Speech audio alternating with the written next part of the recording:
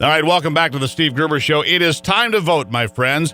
It is time for the Michigan primary for the Republicans. 59 delegates up for grabs. If you haven't seen the polls lately, you should take a look because there is one candidate that is surging. Back on February 7th, this candidate was at 5 points in the polls. He is now in the mid-20s, and it depends on whether it's Monmouth, Fox 2 Detroit, Trafalgar. It doesn't matter. John Kasich, the governor of Ohio, is surging in Michigan. One poll had him in first place. He's on the program with us now. Governor, welcome back to the show. Well, listen, I really appreciate that kind of support. I tell you this, if I stay here any longer, I'm going to have to pay taxes in Michigan because I've been here so much, and I've had a great time. And, you know, I've learned a lot about Michigan. No, I mean, I've known about the people for a long time, obviously very nice. But the other thing that I've learned is the sheer size, scope, natural resources. It's just an incredible state. So I'd never been to the UP before. I'd never been to Marquette, and I'll tell you, it was just fantastic, but I've been all over the state. Well, we'll give a shout-out to our Marquette listeners this morning from Governor John Kasich, and I appreciate that. You know, not a lot of candidates ventured to the UP, Governor, and it's an important, there's 350,000 people live up there, and every vote counts, doesn't it? Well, look, it was an experience going. You know, I was in Traverse City, and then they said, all right, well, this doesn't matter. This is great, but wait till you really get up north. And we flew up there, and I walked all the way through the town and met a lot of people. We had a big turnout, and of course it matters. And I'll tell you, it's so neat up there. But one thing I'd like to do is get to Copper Harbor, which I've only heard about, and I think it'd be a great trip. So maybe sometime. It is a spectacular place. I'll fly in on Air Force One. How's that? You really should. It's the most spectacular copper in the world. The purest, greatest copper in the world comes from Copper Harbor, Michigan. So Governor, you're surging in the polls here. You're hoping to do well in your home state of Ohio here in a few days. But the real question is, right now, even with your good news in the polls lately here in Michigan and Ohio and elsewhere, you're still in fourth place when it comes to delegates. The question is, can you reach 1,237 delegates, and how do you get there? Well, I'm not convinced that anybody is going to get enough delegates before we get to the convention, but what I'm focused on is day to day. You know, do well here, get into Ohio, win Ohio, and then take the campaign all across the country. You know, I'm looking forward to Pennsylvania. I'm looking forward to getting over to the East Coast, and I'm looking forward to heading west. So, you know, you just take care of things that day at a time. But I'm not sure that anybody is going to have enough delegates, which will be interesting because then it will be up to people to figure out who they want to have that can actually solve the problems that we have in our country. So let me ask you about that, and then we're going to talk about some of those policies that you would get into. We're on the phone, by the way, with Ohio Governor John Kasich as you guys are headed out the door to go vote today. We thought we'd get you the candidates here for one last pitch to, if you will. All right, let me ask you this, Governor. Is a brokered convention good for the Republican Party, or does it become something that turns voters off? Well, I think if we ended up at something like that, like a convention, then I think it's going to come down to this issue. Who's got the experience and the vision in terms of job growth, economic security, improving wages? What do we do about, creating a better job environment so we can get our kids who have a degree out of the basement and into the workplace? I mean, I think, what are we going to do about Social Security? Can we fix it? These are things that I think a convention would begin to consider. Because right now, I think most people would say most of the debate has been, not about issues. It's been about something other than issues. And so I think there's a really great opportunity for us to come out of there with a really good pick and somebody who can be commander-in-chief and run this country.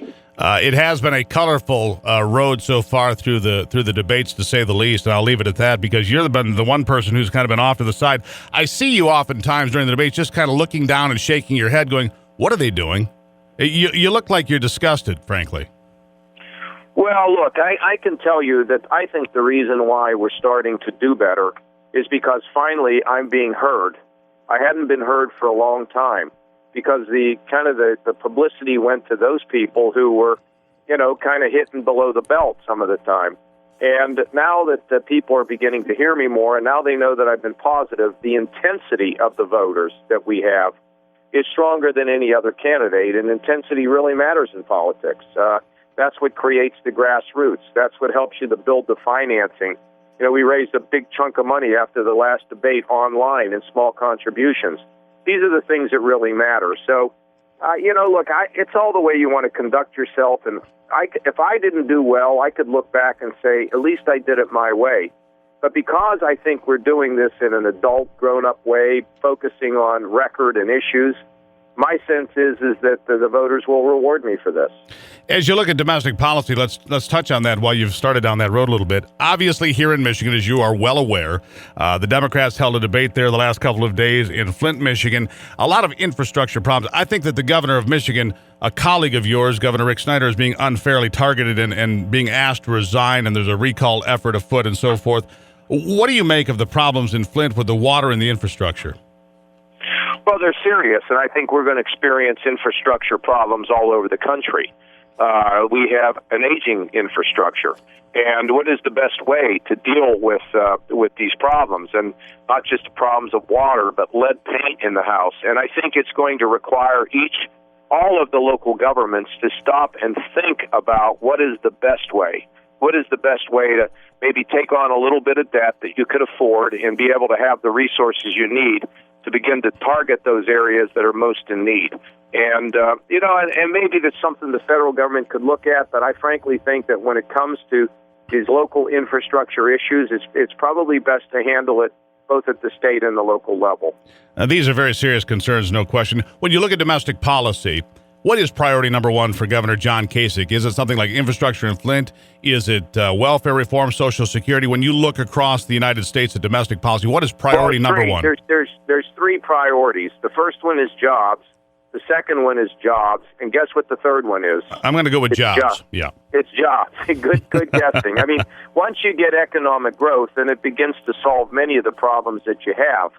And as you have more economic growth, it gives you a chance to do more things because you have, obviously, more resources. So, in order to get jobs, you need common sense regulations, you need lower taxes, and you need a plan that gets us to balance. Those are the things that you need. And then a decent workforce, a good workforce. You do those things, and you'll have economic growth that'll be really significant. I was chairman of the Budget Committee when we balanced the budget in Washington. We didn't have any discussions about income inequality or wages because we were doing great. And in Ohio, we're up over 400,000 jobs, and our wages are growing faster than the national average. So jobs allow you to do a lot of things, including to be able to devote some of the resources to help the mentally ill, the drug addicted, and the working poor. Ohio Governor John Kasich on the line with us on the Steve Gruber Show this day. Governor, when you look at foreign policy, many would say that America has been diminished on the foreign stage for a variety of reasons. Problems in Syria, Iraq, ISIS, of course, China taking up residency with man-made islands in the South China Sea, and of course there's always Russia out there. When you look at foreign policy, what's priority number one for you on the other side of the water? Well, listen, I served on the Defense Committee for Armed Services for 18 years and was in the Pentagon after 9/11. I mean, there's a number of things you need to do. One is we need to rebuild our defense while reforming the Pentagon so we get our money's worth. Number two, we need to make it clear to the Russians that we are going to help the Ukrainians. We are going to give them the defensive lethal weapons they need. We are going to support our NATO allies so that Putin doesn't think he can invade and just expand his power base. The Chinese need to understand they do not control the South China Sea, and they need to stop their hacking, and we're going to have a coalition to destroy ISIS while we're rebuilding credibility about who we are around the world. Just a couple more questions here. As we head towards the general election in November, of course, it's going to be a pit stop in Cleveland, in your home state, for the Republican National Convention. One of the big stories this year has to be, without question, the untimely death of Antonin Scalia as a Supreme Court justice. What would you look for? What would be the key thing you would look for in a Supreme Court justice if you were in the White House January of 2017? Well, first of all, let me just say that this is a very substantive interview. You obviously know your stuff, so if people are going to listen, they need to be able to tune into you once in a while. I mean, I appreciate I'm not that. Sucking up here. The good questions. I want a conservative, somebody who will interpret the Constitution and abide by it and not make laws. They don't need to be making laws. They just need to be conservative. And I've appointed over 100 judges in Ohio who are conservatives. And I also selected an Ohio Supreme Court judge, all of whom are conservative. So that's what you want, no litmus tests, but you need to be in a position of where you can check their record and make sure they're above reproach and that they have a conservative view of their job. Here's my last question for you, Governor, because if there's a knock on John Kasich that I hear out there or see on social media and whatnot, the knock on you from people in the Republican Party or conservatives is that you are too liberal. That's the knock. You've probably heard it yourself. And I lived in Ohio for a period of time when you were a congressman there. I don't see it per se, but I see the knock, and they concern themselves with the expansion of Obamacare in the state of Ohio and some other things they point to. What do you say to your critics about you being too liberal? Yeah, well, first of all, I don't support Obamacare, but we did expand Medicaid, which Ronald Reagan did 5 times, so we can make sure the mentally ill and the drug addicted are treated. But let me also say I've balanced more budgets than about anybody we know in the country. I've cut taxes by more than any governor in the country. We cut the capital gains tax when I was Budget Committee chairman. I was involved in welfare reform and continue it on to this day. And we support school choice. These are all things where we are balancing budgets. Our pensions are secure. That's just a bunch of people. I don't know what they're even looking at. I mean, if maybe they say you're not conservative. I don't want to go any farther than that. That's fair fair enough. The fact of the matter is, my conservative resume can stack up against anybody. And speak for itself. All right, Governor, here's what I'll give you. People are heading out the door to go vote today. 59 delegates at stake here in the Republican primary in Michigan. It's an important stop for folks. Free question. Your last best pitch for why people should say, listen, I really like Governor John Kasich, and here's why they should vote for you. Well, I think, first of all, positive campaign and not getting down into the gutter. But secondly, a record. This is not what I intend to do. This is what I've already done on job creation, improving the lives of people in the community, making sure that we have economic growth, economic security, better wages. I've done all these things, and I just want to go back to Washington and get it done one more time.